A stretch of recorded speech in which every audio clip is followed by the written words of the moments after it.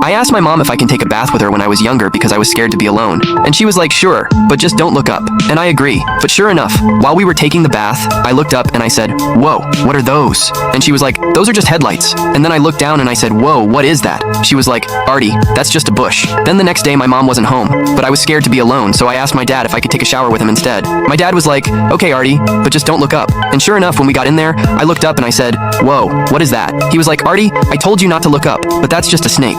Then later on that night, I was trying to fall asleep, but I got scared. So I walked up to my parents' room and I knocked on the door. And then I asked my parents, I was like, can I please sleep with you guys? I'm scared. And they were like, yeah, you can. Just make sure you don't look under the covers. I was so scared, I was like, okay, I promise I won't. And then I jumped in the bed with them. Sure enough, like 10 to 15 minutes pass. And I'm starting to get really bored, so I look under the covers and I'm in complete shock. I start screaming. I'm like, Ma, turn on the headlight. The snake is in the bush. I repeat, the snake is in the bush.